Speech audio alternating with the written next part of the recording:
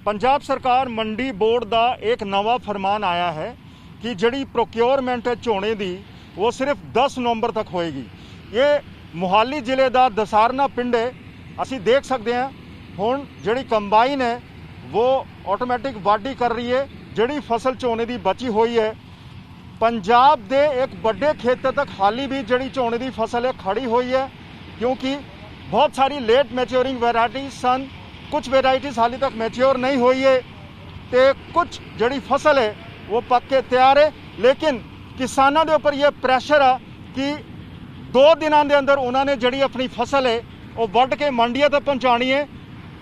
किसानों का की कहना है इस दे बारे ज़्यादा गलबात करने की साडे नाल इस दसारना पिंड के कुछ किसान मौजूद ने, उन्होंने नाल गलबात करते हैं।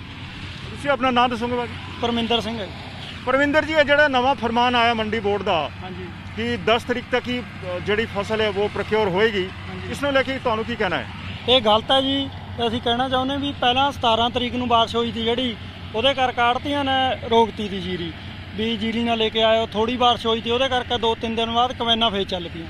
ਜਿਹੜੀ 24 ਤਰੀਕ ਨੂੰ ਬਾਰਿਸ਼ ਹੋਈ ਹੈ ਜ਼ਿਆਦਾ ਸਾਰੀ ਦਿਨ ਬਾਰਿਸ਼ ਹੋਈਗੀ, ਉਹਦੇ ਕਰਕੇ ਹੁਣ ਵੀ ਦੇਖ ਲਓ ਸਾਡੀ ਕਮੈਨ ਚੱਲਦੀ ਹੈ, ਗੜਦੀ ਹੈ।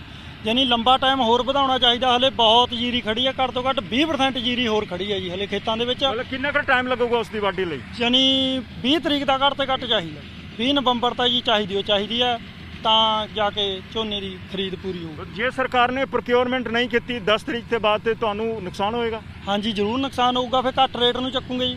ਹੁਣ 1960 ਰੁਪਏ ਚੱਕ ਰਹੇ ਆ, ਫਿਰ ਇਹਨਾਂ ਨੇ 1500 1300 1400 ਐਵੇਂ ਚੱਕੂਗੇ, ਫਿਰ ਘੱਟ ਚੱਕੂਗੇ ਜੀ। ਤੁਸੀਂ ਆਪਣਾ ਨਾਮ ਦੱਸੋ? ਬਲਕਾਰ ਸਿੰਘ ਹੈ। ਬਲਕਾਰ ਜੀ, ਤੁਸੀਂ ਕੀ ਕਹਿਣਾ ਚਾਹੋਗੇ? ਸਰਕਾਰ ਨੇ ਇਹ ਕਹਿ ਦਿੱਤਾ ਕਿ ਹੁਣ ਜਿਹੜੀ ਪ੍ਰੋਕਿਉਰਮੈਂਟ ਹੈ ਫਸਲ ਉਹ ਸਿਰਫ 10 ਨਵੰਬਰ ਤੱਕ ਹੀ ਲਿੱਤੀ ਜਾਏਗੀ। और देख लो जी थोड़े सामने कैमरा घुमा के दिखा दो जी, मशीन से गारा लग गया हुआ। देखो जी हले भी बढ़ाई पूरी साफ नहीं चल रही है। घट्टो घट्ट भी ये 10 दिन तक हले जीरी वढ़ होनी सी। हुण जे मंडी में लेके भी जाओगे तो नमी की मात्रा बहुत ज़्यादा आनी है। घट्टो घट्ट भी तो 25 या 26 मॉइस्चर आना, तो उन्होंने बोलूँगे 17 मॉइस्चर वाली जीरी चक रहे हो। हले खेतों में नमी बहुत है। 20 तरीक तक जीरी वढ़ होनी सी, जी हुण सानूं अगेती वढ़नी पै रही है। ये करके दसारना पिंड के ਜਿਹੜੇ किसान है सानू दस रहे हैं कि उन्होंने कोल हाली भी कोई 10 दिन का समा होर सी, क्योंकि फसल पकी होई नहीं है। मजबूरी के चलदे उन्होंने अपनी फसल है उसकी वाढी करनी पै रही है, लेकिन उसके चलदे उन्होंने बड़ा नुकसान सहना करना पेगा, क्योंकि जोड़ा दाना होएगा झोने का वो मॉइस्चर होएगा 25-26 तक। जिहड़ी सरकार ने लिमिट तय की हुई है वो हैगी 17% की। इसका मतलब ये कि जे किसान छेती जिहड़ी अपनी फसल वड्डांगे या मंडियां ते ले जाएंगे 10 तरीक तो पहला, तो फिर उन्होंने बड़ा नुकसान होने वाला है। पहला ही ऐदके जिहड़ा बरसात सी वो लंबी करके जिहड़ी फसल की मैच्योरिटी है वो बड़ा लेट हो रही है। लेकिन उत्ते सरकार का जिहड़ा फरमान है वो किसानों के लिए एक होर मुसीबत लेके आया।